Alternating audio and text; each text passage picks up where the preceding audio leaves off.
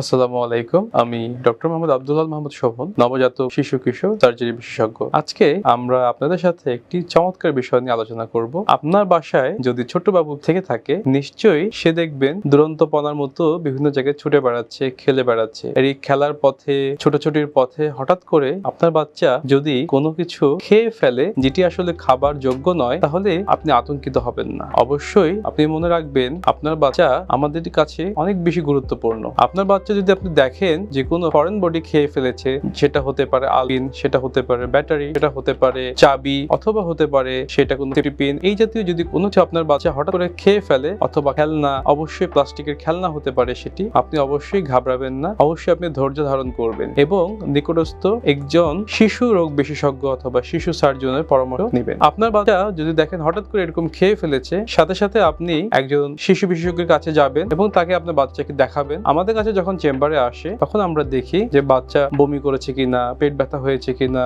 এবং বাচ্চা কি খেয়েছে সেসব আমরা ভালো মতো হিস্ট্রি নেই। করার পরে আমরা সাধারণত এক্স-রে করতে দেই এবং যদি আমরা দেখি যে এক্স-রেতে সেই ফরেন বডিটি, সেটা হতে পারে পয়সা, সেটা হতে পারে ব্যাটারি, যেটাই হোক না কেন, সেটা যদি দেখা যায়, আলোক হেলথ কেয়ার বাচ্চাকে সুচিকিৎসা দেওয়ার চেষ্টা করি। যদি আপনি দেখেন যে বাচ্চাটি শার্প কোনো অবজেক্ট, ধারালো কোনো জিনিস খেয়ে ফেলেছে, অথবা যদি কোনো ব্যাটারি খেয়ে ফেলে থাকে যেটা থেকে অ্যাসিড নিঃসরণ হওয়ার সম্ভাবনা থাকে, এই দুই ক্ষেত্রে অবশ্যই আপনি বাচ্চাকে খুব দ্রুত আমাদের কাছে নিয়ে চলে আসবেন এবং আমরা আমাদের আন্ডারে এই সকল বাচ্চা ভর্তি করি এবং সুচিকিৎসা দেওয়ার চেষ্টা করি। আলোক হেলথ কেয়ার এবং হাসপাতাল সুনামের সাথে দীর্ঘ 30 বছর ধরে এই অঞ্চলে কাজ করে যাচ্ছে। তাই পরিশেষে বলবো, আলোকের সেবা নিন, সুস্থ থাকুন। মনে রাখবেন, সুস্থ জীবন সুন্দর পৃথিবী। সুস্থ জীবন